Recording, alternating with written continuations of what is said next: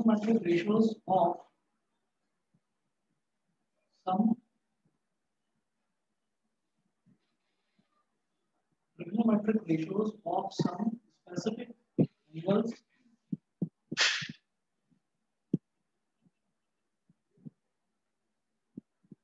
trigonometric ratios of some specific angles, तो कुछ specific angles हैं, कुछ specific angles का trigonometric ratio वो आपको learn करना पड़ेगा। अब देखिएगा कैसे, इसकी एक टेबल होती है, तो वो टेबल आप में से सभी बच्चों को बिल्कुल अच्छे से याद होनी चाहिए। मैं बनाता हूँ इधर, हम यहाँ पर ऐसे करेंगे कि अगर देख लीजिएगा कि पेज में आपको कितनी जगह चाहिए होगी, फिर उस हिसाब से बना लेना। पहले मैं बना देता हूँ इधर।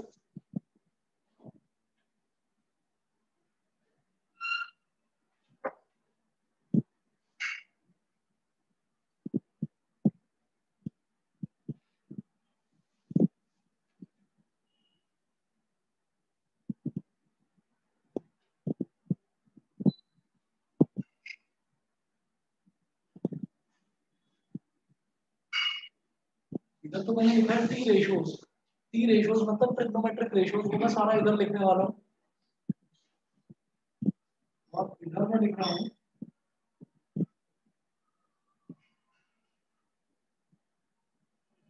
एंगल थीटा, इधर मैं लिख रहा हूँ एंगल थीटा। एंगल जो थीटा है वो क्या क्या होगा, 0 डिग्री, 30 डिग्री, 45 डिग्री,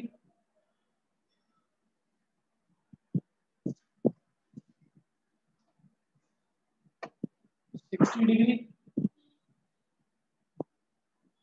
और 90 डिग्री।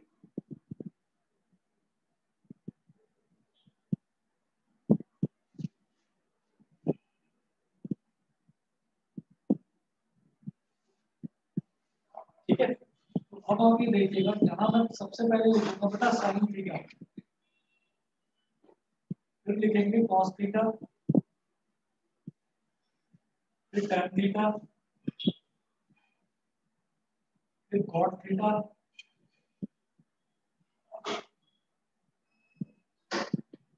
फिर सैक थीटा और फिर कोसेक थीटा।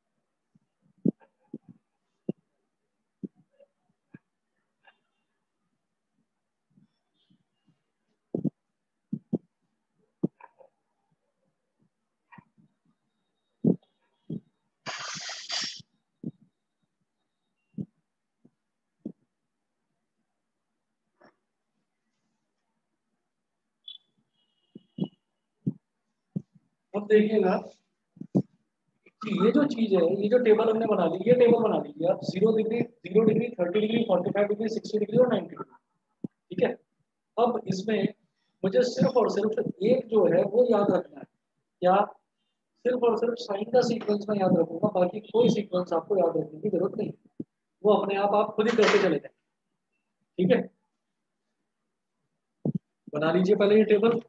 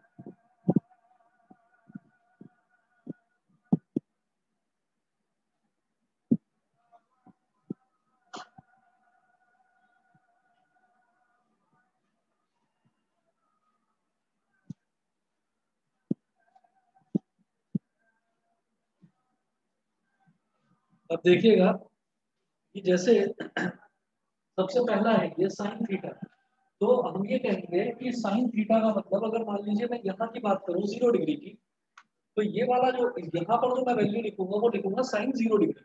मतलब अगर थीटा की वैल्यू 0 डिग्री हो जाएगी तो ये क्या हो जाएगा साइन 0 डिग्री। 30 डिग्री का मतलब क्या है कि I am talking about sine 30 degree.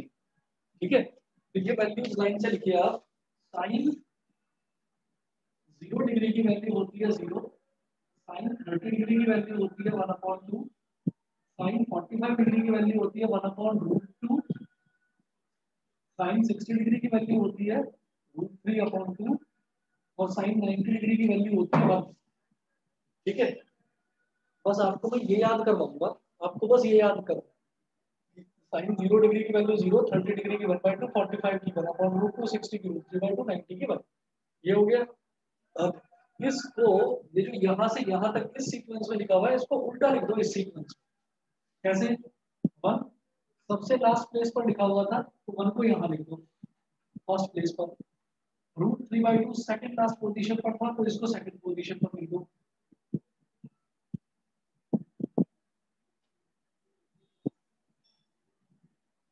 1/√2 ये थर्ड लास्ट पोजीशन पर था तो इसको थर्ड पोजीशन पर लिख दो 1/√2। ये सेकंड पोजीशन पर था तो इसको सेकंड लास्ट पर लिख दो 1/2। ये फर्स्ट पर था तो इसको लास्ट पर लिख दो। समझ गए? ये इस तरह से जो लिखा हुआ है इसको उल्टा लिख दिया ऐसे। नहीं समझे? ठीक है, हमने 0, 1/2, 1/√2, √3/2 और 1 लिखा। इसको ऐसे लिख दो 0, 1/2, 1/√2, √3/2 और 1। सही है भाई, ये सीधा हो गया सीक्वेंस, ये उल्टा हो गया सीक्वेंस। इतना समझ में आ गया? ठीक है, तो अभी तक आपको याद क्या करना है? सिर्फ साइन थीटा याद करना है। फिर हम ये जानते हैं कि ये जो tan थीटा होता है ना, tan थीटा की वैल्यू होती है sine theta upon cos theta. ठीक, tan थीटा की value sine theta upon cos theta होती है। तो अब मैं ये कहूंगा कि अगर मैं 0 डिग्री की बात करूं तो tan 0 डिग्री क्या होगा? 0/1, यानी कि 0। और tan 30 डिग्री की वैल्यू क्या होगी? 1/2/√3/2। ये ऐसे हो जाएगा 1/2 एक रैशनल नंबर है अपॉन √3/2, ये भी एक रैशनल नंबर है। जब ऊपर एक रैशनल एक्सप्रेशन लिखा रहता है नीचे एक रैशनल एक्सप्रेशन लिखा रहता है, मतलब ऊपर भी न्यूमरेटर अपॉन डिनोमिनेटर है, नीचे भी न्यूमरेटर अपॉन डिनोमिनेटर है, तो दोनों का अगर डिनोमिनेटर सेम है तो इससे ये कट जाता है। ये क्या हो गया? 1/√3 हो गया। ये ऐसे ही रखने के लिए नहीं बता रहा हूँ कि वैसे भी आप जानते हैं, अगर आप करना चाहें तो आप ऐसा कर सकते हो 1/2 डिवाइडेड बाई √3/2। ये क्या हो गया? 1/2 मल्टीप्लाइड बाई 2/√3।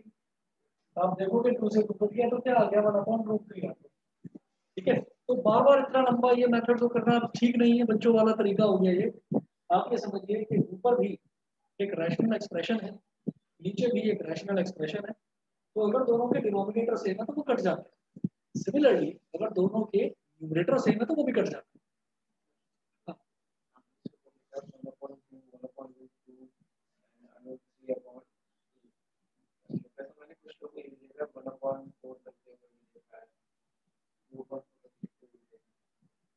इसको टेबल में नहीं कर, नहीं कर, वो जरूरी नहीं है। ठीक है, ये जो लिखा है सही है। हाँ, ना, वो हो सकता है उन्होंने साइन स्क्वायर थीटा की वैल्यू लिखी है, लेकिन टेबल में तो यही वैल्यू लिखी जाती है। यहाँ तक क्लियर है? अब आप ये देखिएगा, देखो एक और आपको गोल्डन रूल बताता हूँ, बहुत बढ़िया है, जो आप मतलब आपको बार बार ये करने की जरूरत नहीं पड़ेगी।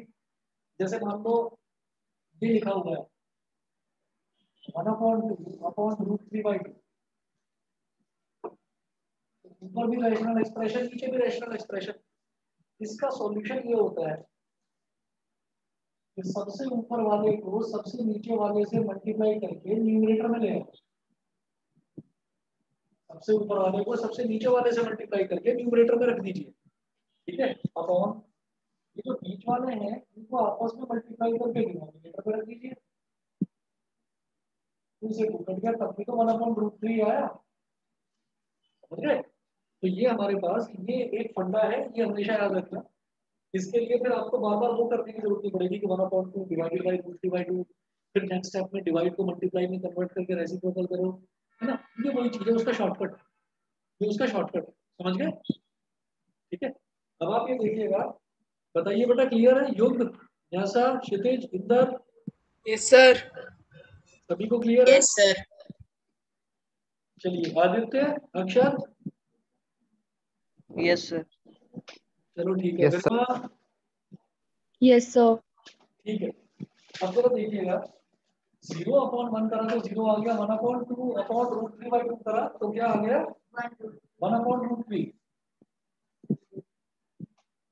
और यहाँ तो कोई भी बता देगा 1/√2 डिवाइड बाई 1/√2 क्या आ जाएगा 1। अब देखिएगा ये क्या होगा, √3/2 अपॉन 1/2, सबसे नीचे वाला सबसे ऊपर वाले से मल्टीप्लाई होकर न्यूमरेटर में 3/2 और बीच वाले मल्टीप्लाई होकर डिनोमिनेटर में 2/1, तो 2 से 2 कट गया, वैल्यू क्या आ गई केवल √3। और यहाँ क्या हो जाएगा 1/0, 1/0 कभी भी डिफाइंड नहीं होता, नॉट डिफाइंड होता है। तो नॉट डिफाइंड के लिए क्या कर देते हैं, लेटा हुआ 8, 8 होता है ना, 8 को जैसे लिटा दिया हो, कैसे, ऐसे बना दो, समझ गए।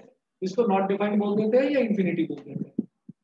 उसके बाद जब मेरे पास साइन कॉस और टैन आ गए, फिर तो कोई प्रॉब्लम ही नहीं है। फिर तो बाकी सारी चीजें क्या है, जैसे कॉट है, कॉट किसका रेसिप्रोकल होता है, टैन का। तो ये 0 है, तो 0 को क्या बोलेंगे, 0/1। तो 0/1 का रेसिप्रोकल क्या हो जाएगा, 0/1 का रेसिप्रोकल 1/0, 1/0 मतलब नॉट डिफाइंड, नॉट डिफाइंड। हाँ टैन की डबल फोल्ड करें बराबर। तो आप ये देखिएगा कि अगर 0 लिखा हुआ है सिर्फ, तो 0 को क्या लिखेंगे, 0/1, ठीक है। और कॉट क्या होता है, कॉट होता है टैन का रेसिप्रोकल। तो 0/1 का जब रेसिप्रोकल करूंगा तो 1/0, 1/0 क्या होता है, नॉट डिफाइंड। 1/0 ये होता है नॉट डिफाइंड, ठीक है। तो इसको मैंने लिख दिया नॉट डिफाइंड। फिर tan 30 डिग्री की वैल्यू है 1/√3, इसका रेसिप्रोकल करो क्या हो जाएगा √3।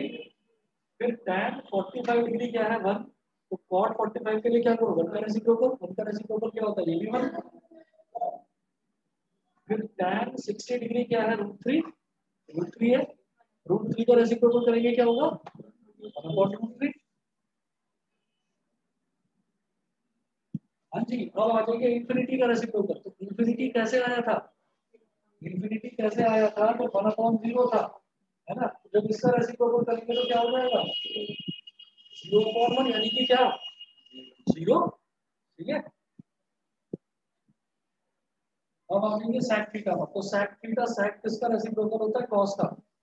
तो पहली वैल्यू 1, 1 का रेसिप्रोकल 1, दूसरी वैल्यू √3/2, इसका रेसिप्रोकल 2/√3, तीसरी वैल्यू 1/√2, इसका रेसिप्रोकल √2, चौथी वैल्यू 1/2, इसका रेसिप्रोकल 2, लास्ट वैल्यू 0, 0 का रेसिप्रोकल इंफिनिटी, नॉट डिफाइंड, ठीक है। उसके बाद कोसेक थीटा यानी कि साइन का रेसिप्रोकल, तो 0 का रेसिप्रोकल इंफिनिटी, 1/2 का रेसिप्रोकल 2, 1/√2 का रेसिप्रोकल √2, √3/2 का रेसिप्रोकल 2/√3 और 1 का रेसिप्रोकल 1। तो ये टेबल बन गई। इस टेबल में आपको सिर्फ और सिर्फ साइन थीटा वाला याद रखना है। साइन थीटा वाली ये जो स्ट्रिप है ये याद रखिए, 0, 1/2, 1/√2, √3/2 और 1। उसके बाद ये जो है इसको आप इस वाली स्ट्रिप को ऐसे उल्टा करके ऐसे लिखो। ये करने के बाद फिर tan के लिए क्या करेगा, this upon this, this upon this, this upon this, this upon this, this upon this, tan आ गया। फिर cot क्या होता है, tan का रेसिप्रोकल, sec क्या होता है cos का रेसिप्रोकल, और cosec क्या होता है sin का रेसिप्रोकल, ठीक है। तो अब जब ये पूरी की पूरी टेबल आ गई मेरे पास, तो इस टेबल में बस एक फंडा है जहां पर आपसे गलती हो सकती है, उसको याद रखना। 0 का रेसिप्रोकल नॉट डिफाइंड, और नॉट डिफाइंड का रेसिप्रोकल 0, 0 का रेसिप्रोकल नॉट डिफाइंड, और नॉट डिफाइंड का रेसिप्रोकल जीरो। जीरो का उल्टा इंफिनिटी, इंफिनिटी का उल्टा जीरो, जीरो का उल्टा इंफिनिटी, इंफिनिटी का उल्टा जीरो याद है। ठीक है, चलिए अब इस टेबल को ध्यान में रखते हुए, अब ये टेबल आपको एकदम से तो याद होगी नहीं, एक बार दो बार प्रैक्टिस करेंगे याद होगा। ठीक है, अब जरा इसके क्वेश्चंस देखते हैं।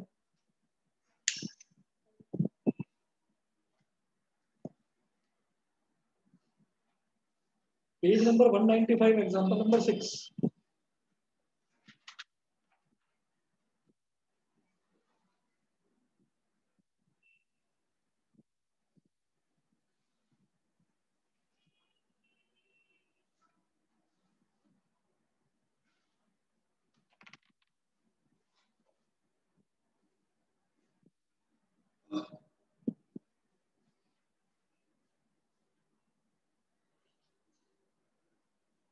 Page number 185, example number 6।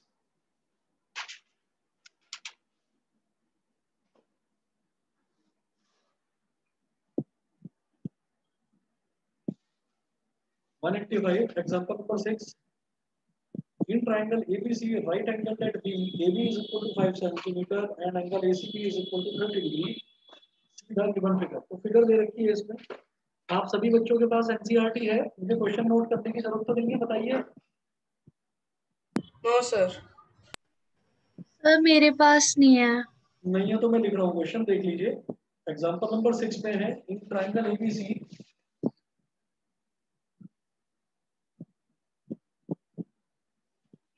In triangle A B C right angle at B,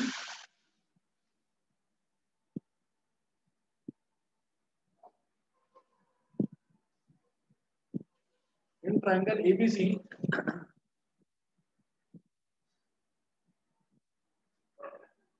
right angle at B, AB is equal to 5 centimeter.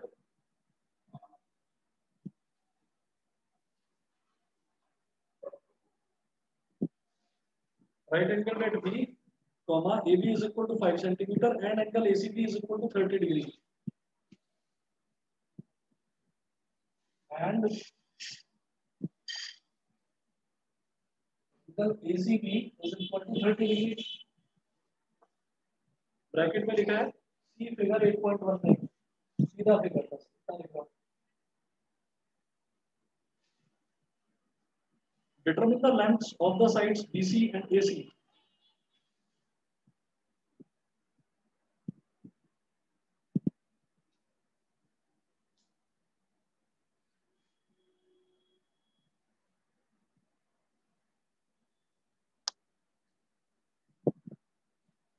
Determine the lengths of the sides BC and AC. तो देखिएगा फिगर दे रखी है यहाँ पर,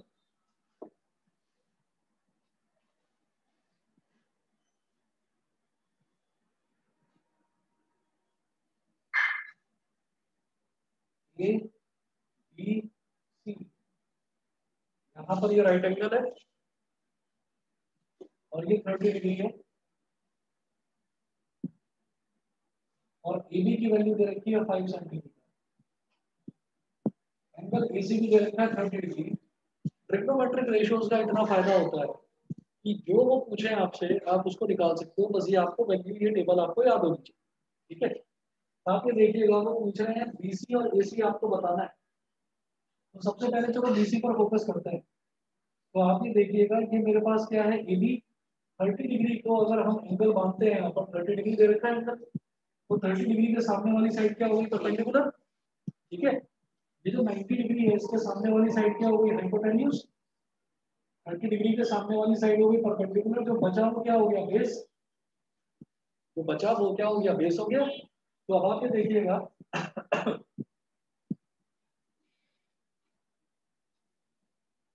tan 30 degree equal to क्या होता है, perpendicular upon base. Perpendicular कितना है बेटा, AB,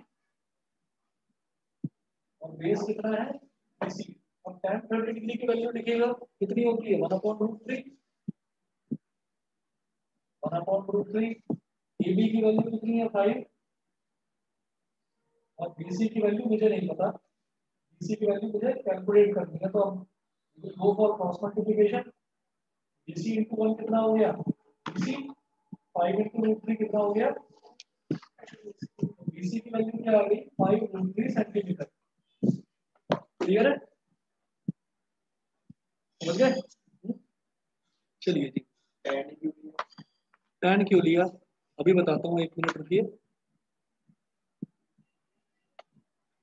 यहाँ पर आप ये देखिएगा कि मुझे अगर बीसी कैलकुलेट करना है तो मैं ये देखूंगा कि अगर मैं टैन ले लूंगा तो परपेंडिकुलर अपॉन बेस मिल जाएगा मुझे। समझ गए?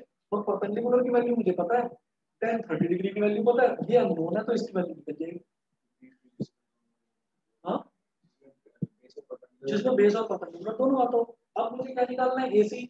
तो परपेंडिकुलर मुझे पता है, बेस भी पता है, हाइपोटेन्यूज भी पता है, हाइपोटेन्यूज नहीं पता, तो क्या लेते हैं? परपेंडिकुलर और हाइपोटेन्यूज वाला ले लो ना, तो क्या लेंगे? साइन, कॉस या tan? साइन, बिल्कुल सही, क्योंकि साइन में क्या होता है? परपेंडिकुलर अपॉन हाइपोटेन्यूज होता है साइन। ठीक है, तो अब हम करेंगे पाइथागोरस से भी निकाल सकते है ना, ये ज्यादा इजी है, लेकिन इसमें फटाफट हो जाएगा। पाइथागोरस में स्क्वायर करोगे, ये स्क्वायर में निकालोगे तो इट्स बेटर, क्या आप ऐसे ही निकालो, sin 30 degree is equal to perpendicular upon hypotenuse. बेटा समझ में आ रहा है ऑनलाइन वालों को? बताइए। सर ये एक बार फिर से समझा दीजिए कि हमने 10 क्यों लिया। अभी बता रहा हूँ, 1 मिनट रुको।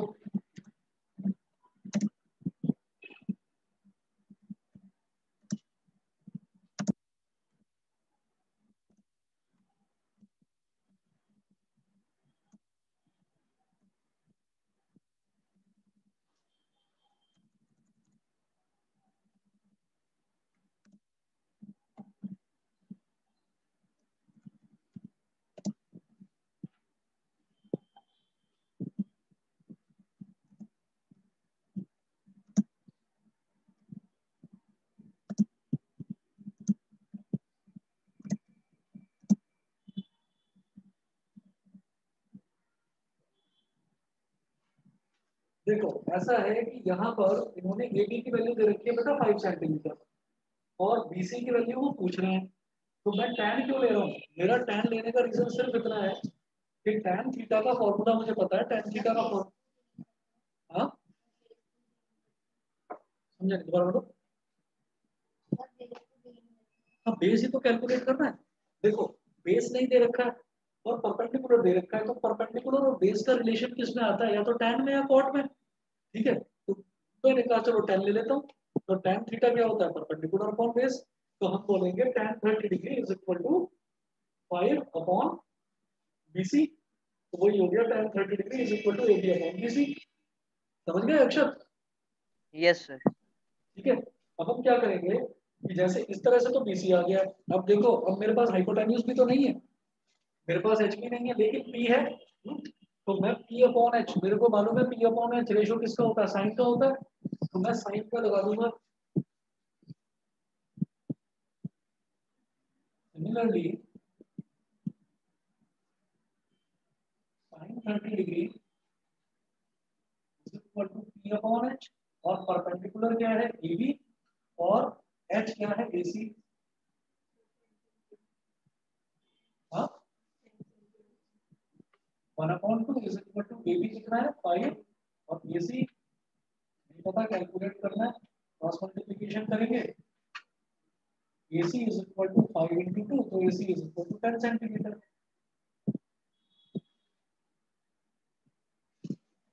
ठीक है, समझ गए? चलिए जी, ये एग्जांपल नंबर 6 हुआ। एग्जांपल नंबर 6 के बाद में नेक्स्ट लिखिएगा एग्जांपल नंबर 7।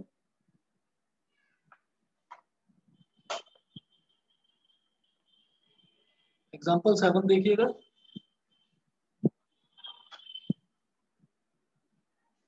एग्जांपल नंबर 7 में है, in triangle PQR right angled at Q,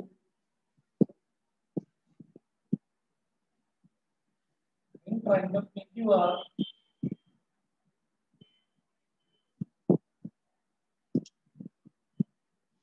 right angled at Q,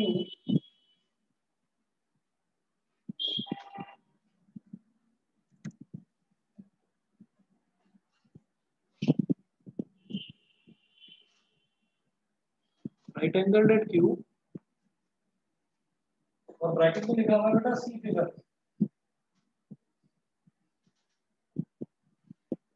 PQ is equal to 3 centimeter and PR is equal to 6 centimeter.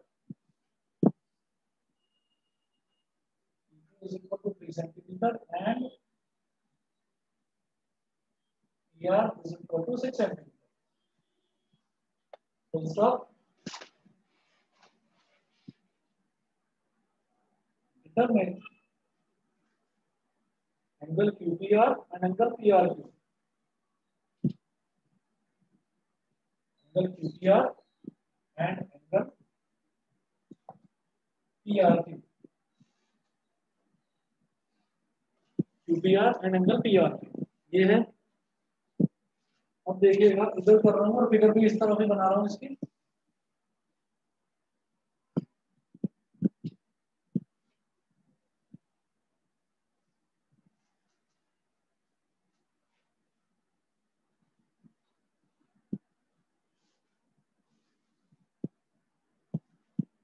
Figure इसकी दे रखी है PQR ट्रायंगल दे रखा है इस तरह।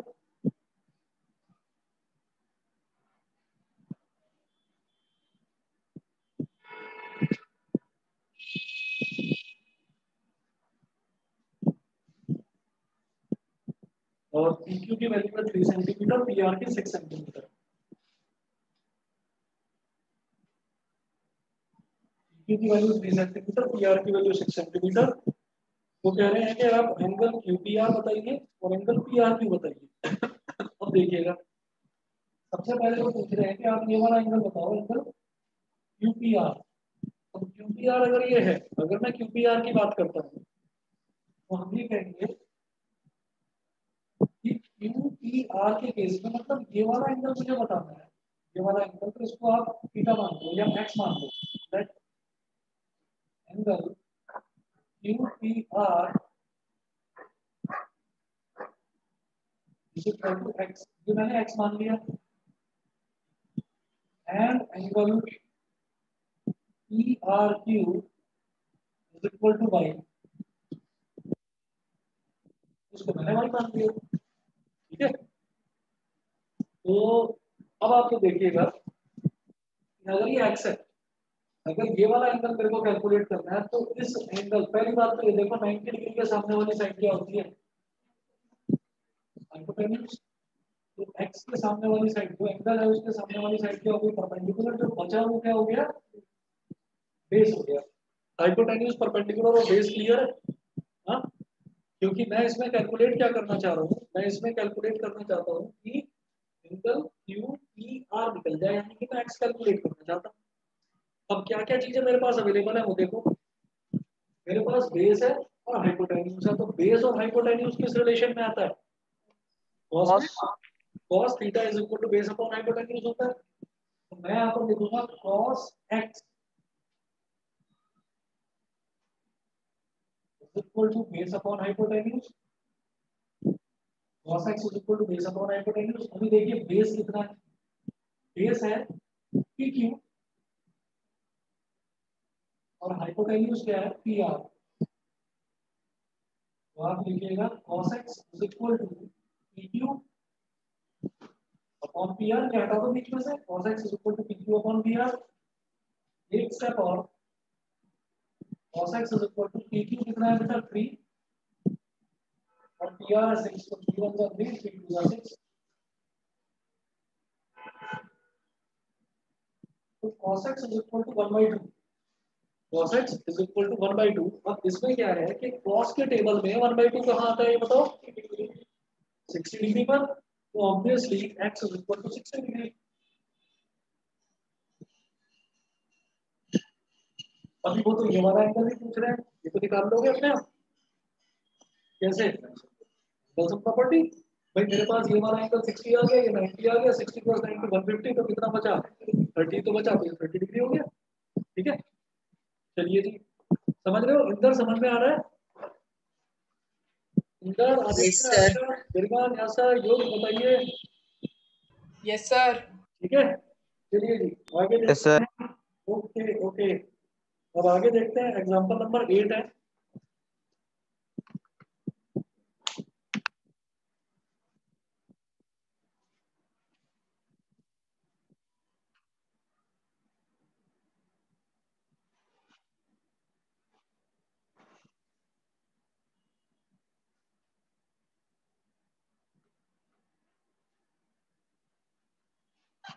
एग्जाम्पल नंबर 8 देखना कैसे करना है। एग्जाम्पल नंबर 8 में है if sine A minus B is equal to 1/2।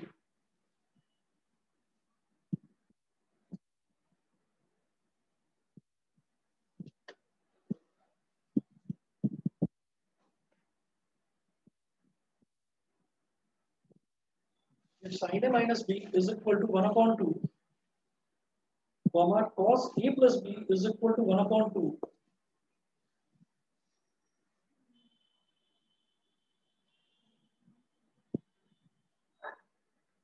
Cos a plus b is equal to 1/2, comma a plus b is greater than 0 degree.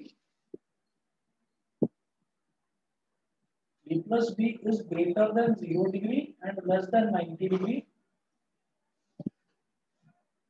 Comma a is greater than b. A is greater than b. Find a and b. Comma find a and b. ये जो कहानी लिखी हुई है ना कि a plus b is greater than 0 degree, less than 90 degree, a is greater than b, आप 5 minute के लिए इसको भूल जाओ। ठीक है, इसको देखकर ये लगता है कि न जाने बहुत सारी कंडीशंस दे रखी है, न जाने क्या पूछा है इस क्वेश्चन में, बड़ा टफ है। ठीक है, तो आप 5 मिनट के लिए इस कंडीशंस को भूल जाइए जो दे रखी, उसके बाद आगे की कहानी मैं समझाता हूँ। देखो यहाँ पर यह है sine A minus B is equal to 1/2।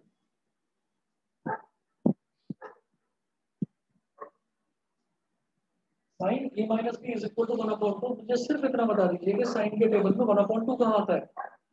Table ये नहीं आपके सामने 30 डिग्री 30 डिग्री पर, तो ये जो 1/2 है इस 1/2 को मैं बोल सकता हूँ साइन 30 डिग्री। ठीक है, हमने ये कहा कि sine A minus B is equal to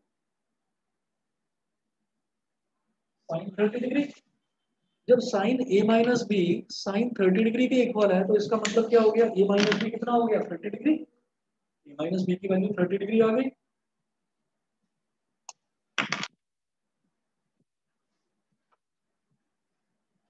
It implies that a minus b is equal to 30 degree. बेटा ये हो गई हमारी इक्वेशन नंबर 1। फिर मैं बोलता हूँ अगली मेरे को कंडीशन दे रखी है cos a plus b is equal to 1/2। cos a plus b is equal to 1/2। तो cos के टेबल में 1/2 कहाँ आता है बताएंगे। 60 डिग्री cos के टेबल में 1/2 आ रहा है 60 डिग्री पर, तो मैं क्या लिखूंगा, इस 1/2 को मैं लिख दूंगा cos 60 डिग्री। इधर भी cos, इसका मतलब a plus b 60 डिग्री के बराबर हो गया। a plus b is equal to 60 degree. ये हो गई हमारी इक्वेशन नंबर 2। मैं ये जानता हूँ कि अगर दो इक्वेशंस हैं, एक में ये नेगेटिव वाला टर्म है, एक में पॉजिटिव वाला टर्म है, मैं दोनों को ऐड करके सिंप्लीफाई कर सकता हूँ। ऐसे अगर दो इक्वेशंस हैं और हमें उन दोनों इक्वेशंस को ऐड करना है तो मुझे क्या करना पड़ेगा, उनके एलएचएस को ऐड करूंगा आपस में और उनके आरएचएस को ऐड करूंगा आपस में, हमें ये करना होता है। मैं इस तरफ करके दिखा रहा हूँ राइट साइड में, देखिएगा।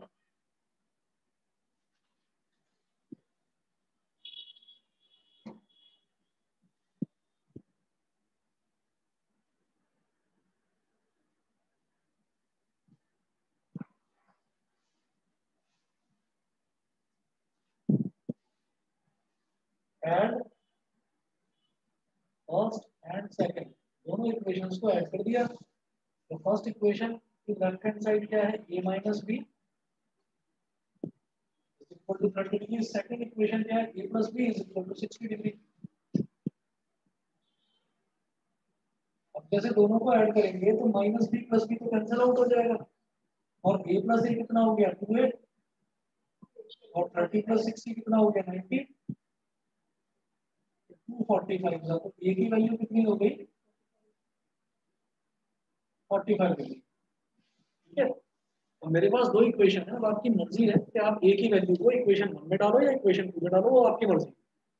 आप ये कहिएगा कि put this value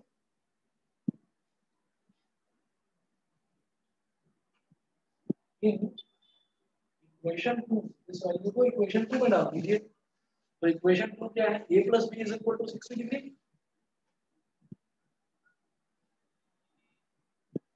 अब ए कितना है 45 डिग्री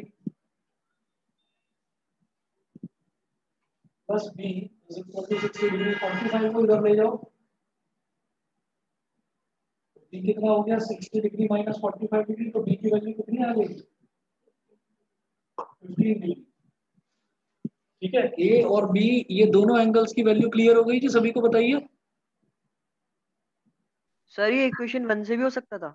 इक्वेशन 1 से भी हो सकता था। पता मैंने इक्वेशन 1 में क्यों नहीं डाला, क्योंकि इक्वेशन 1 में बी की वैल्यू नेगेटिव में है। ठीक है, तो मुझे उसको दूसरी साइड ले जाना पड़ता, मेरे लिए टफ हो जाता। आप चाहे उसको इक्वेशन 1 में डालो चाहे इक्वेशन 2 में, किसी भी इक्वेशन में डालो रिजल्ट सेम आएगा। देखो करके देख लो, ए की वैल्यू 45 है, अगर इसको फर्स्ट में डाला, फर्स्ट इक्वेशन है a minus B is equal to 30 degree. A की वैल्यू क्या है 45 minus B is equal to 30, minus B is equal to क्या हो गया 30 minus 45, minus B is equal to हो गया माइनस 15, माइनस से माइनस कर दिया तो भी बी की वैल्यू 15 डिग्री ही आ रही है। तो आप इक्वेशन 1 को यूज करो या इक्वेशन 2 को यूज करो, हमारा रिजल्ट बिल्कुल सेम आएगा। ठीक है, चले आगे। Yes okay, sir. ठीक है। अच्छा, अब एक कंडीशन जो मैंने आपको बोला था कि इसको 5 मिनट के लिए भूल जाइए, अब जरा उसको देख लो। इन्होंने दिया है कि ये जो ए प्लस बी है ये 0 डिग्री और 90 डिग्री के बीच में लाई कर रहा है। ए प्लस बी का मतलब क्या है कि साइन के आगे जो भी एंगल लिखा हुआ है या कॉस के आगे जो भी एंगल लिखा हुआ है, देखो यहाँ कॉस के आगे लिखा हुआ है ए प्लस बी, इन्होंने बोला है कि ए प्लस बी 0 और 90 डिग्री के बीच में है। तो भाई ठीक है, हमारे लिए हर क्वेश्चन में ऐसा ही आएगा। क्यों? क्योंकि मुझे एंगल की वैल्यू 0 और 90 डिग्री के बीच वाली पता है, 90 डिग्री से बड़ी नहीं पता और 0 से छोटी नहीं पता। 0 से छोटा एंगल क्या होता है नेगेटिव में होता है, वो अभी नहीं पढ़ोगे, वो 11th में पढ़ोगे। 90 डिग्री से बड़े वाले एंगल जो है वो भी 11th में पढ़ोगे। तो 10th क्लास में सिर्फ 0 से 90 के बीच में ही रहना है, समझ गए? तो ये कंडीशन उनकी मजबूरी है, लिख कर देना। ठीक, नहीं तो आपको इसको देखकर टेंशन में आने की जरूरत नहीं है कि ये कोई अलग चीज हमसे कुछ टफ चीज पूछी है, ऐसा कुछ नहीं। समझ गए? ठीक है, आगे चलते हैं। आगे ये बोलते हैं A is greater than B. A is greater than B का मतलब ये है कि ए बी से बड़ा है, तभी तो ए माइनस बी पॉजिटिव आएगा एंगल, तभी तो ए माइनस बी पॉजिटिव आएगा। वो ये बोल रहे हैं, क्योंकि अगर ए बी से छोटा आ जाता तो वो नेगेटिव एंगल आ जाता। नेगेटिव एंगल मतलब 0 से छोटा आ जाता, और 0 से छोटे एंगल मेरे सिलेबस में तो है नहीं। तो इस वजह से आपके पास हमेशा ये कंडीशन लिखी हुई आएगी ए इज ग्रेटर देन बी, और दूसरी कंडीशन ए प्लस बी 0 से बड़ा और 90 से छोटा, ये भी हमेशा लिखा हुआ है। ठीक है, तो इसमें कुछ भी ऐसा नहीं है कि इसकी वजह से क्वेश्चन कुछ अलग हो जाएगा या ऐसा कुछ भी नहीं है। समझ गए? क्वेश्चन आपको इसी रूटीन प्रोसीजर से ही करना है। चले आगे। अब देखते हैं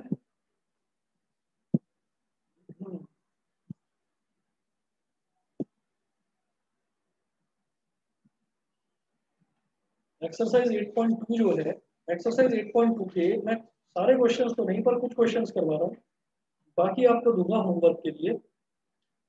इसमें आप ये देखिएगा कि एक तो मैं ये करवा रहा हूँ आपको एक्सरसाइज 8.2 का क्वेश्चन नंबर 1 का 5th पार्ट। क्वेश्चन नंबर 1 में 5 पार्ट्स हैं, मैं 5वां पार्ट करा रहा हूँ। ठीक है, यही थोड़ा सा टफ है। टफ क्या है, बस इसमें वैल्यू स्क्वायर में निकालनी है और कुछ नहीं। तो बाकी आसान है, सिर्फ वैल्यू डालो आंसर निकालो।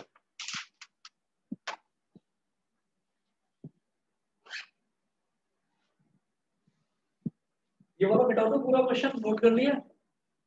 Yes sir. ठीक है,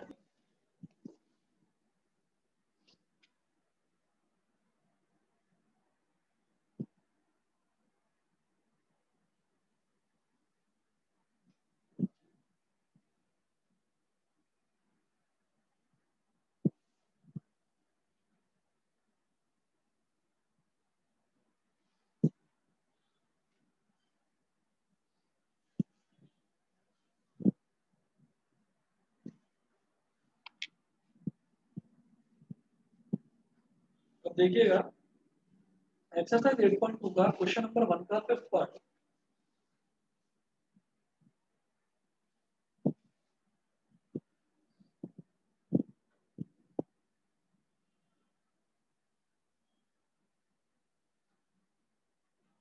क्वेश्चन नंबर 1 का 5th पार्ट करना है मुझे। उन्होंने बोला है क्वेश्चन क्या है, evaluate the following.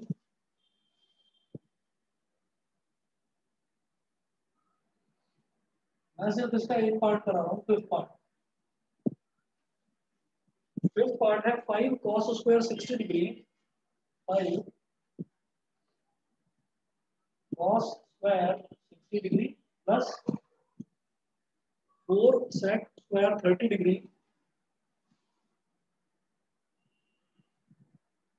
Plus 4 sec square 30 degree 5 cos square 60 degree plus 4 sec square 30 degree minus 10 square 45 degree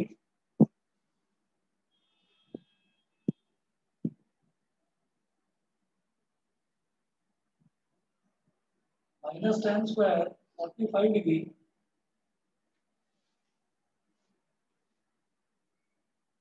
upon sine square 30 plus cos square 30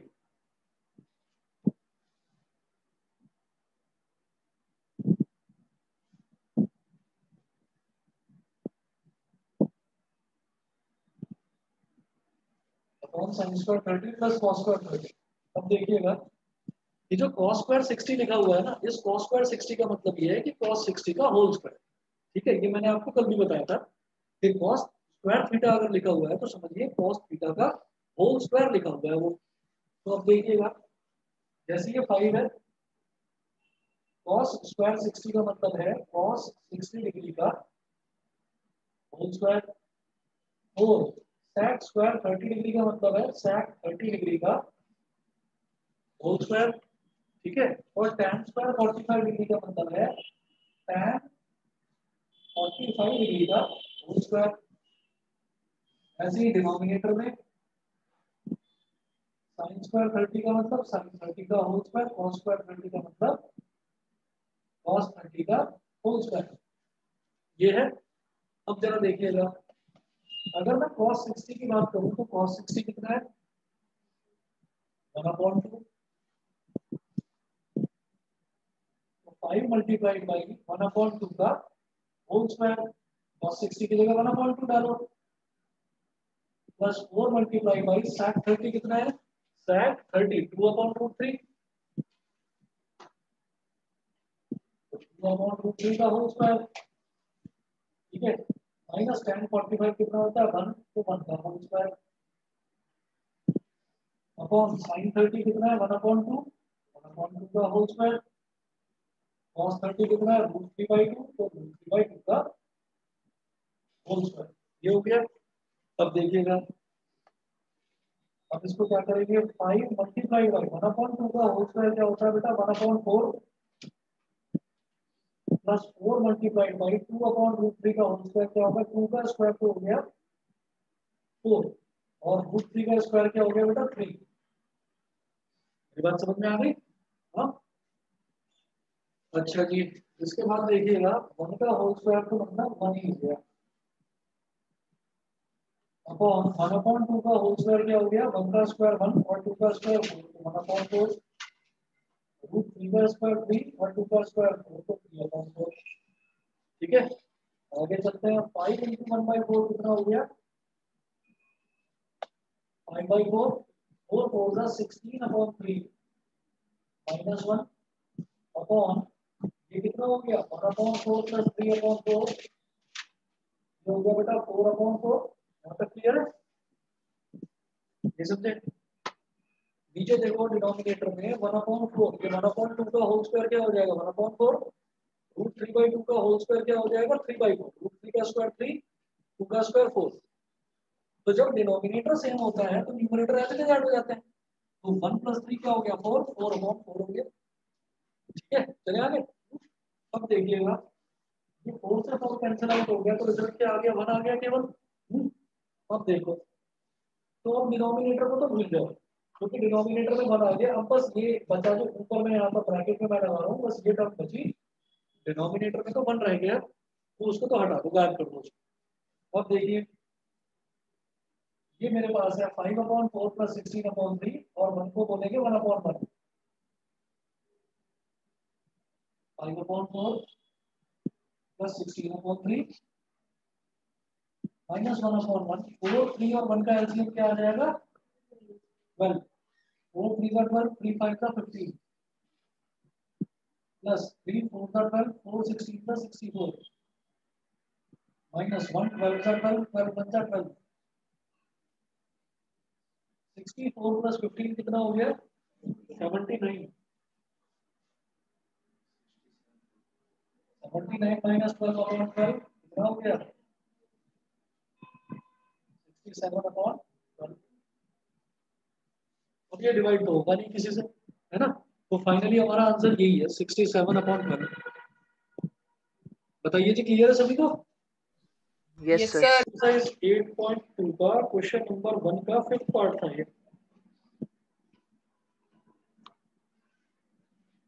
8.2 का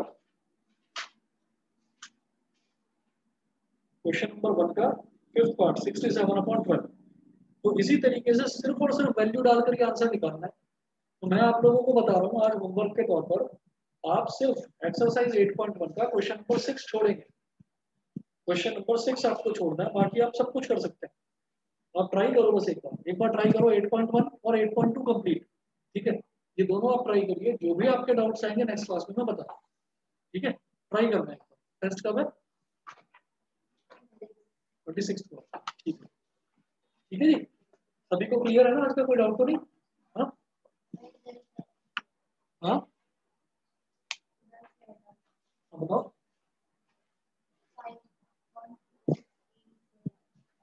फाइव अपॉन 4 अच्छा यहाँ से बता दूं ये वाला क्वेश्चन आप ये देखो कि मैंने क्या करा कि जैसे 5 upon 4 plus 16 upon 3 minus 1 upon ये तो क्लियर होगा ना है ना ये यहाँ से आ गया क्योंकि अपॉन में 1 था तो अपॉन का 1 को हटा देते हैं अब 4 का 3 का और 1 का इनका एलसीएम निकालना जानते हो या नहीं बता दूंगा मैं एलसीएम जानते हो नहीं फिर भी देख लो हम ऐसा करते हैं 4 3 और 1 तो हम सबसे सबसे छोटा प्राइम नंबर पकड़ेंगे सबसे छोटा प्राइम नंबर क्या है 2 तो क्या 2 से 4 डिवाइड होता है 2 टू द 4 3 तो नहीं होता तो 3 को एक्सेस छोड़ दिया 1 भी नहीं होता 1 को एक्सेस छोड़ दिया फिर दोबारा देखेंगे सबसे छोटा प्राइम नंबर 2 तो 2 से फिर ट्राई करा तो 2 बन जा 2 3 नहीं होता तो 3 को एक्सेस छोड़ दिया 1 नहीं होता तो उसको एक्सेस छोड़ दिया अब फिर देखेंगे सबसे छोटा प्राइम नंबर 2 अब 2 से कुछ भी डिवाइड नहीं होता है इसमें तो छोड़ दो अगला प्राइम नंबर ट्राई करो 3 तो 3 बनता ये 1 तो ऐसे ही और 3 बनता 3 अब 2 टू द 4 3 का 12 तो ये आ गया हमारे पास एलसीएम 12 ठीक है एलसीएम तो आ गया 12 4 में क्या मल्टीप्लाई करोगे 12 आता है 3 4 3 जा 12 तो 3 5 जा 15 3 में क्या मल्टीप्लाई करेंगे 12 आ जाए 4 मतलब 3 4 जा 12 तो 4 16 का 64 1 में क्या मल्टीप्लाई करेंगे 12 आ जाए 12 1 12 जा 12 तो 12 बनता है 15 plus 64 79 79 minus 12 67 हो गया ठीक है एक्सरसाइज 8.1 और एक्सरसाइज 8.2 ये आपको कंप्लीट करनी है 8.1 का क्वेश्चन नंबर 6 छोड़ना है ठीक है चेक करता हूँ चेक करूंगा पक्का हाँ हाँ ठीक है चलिए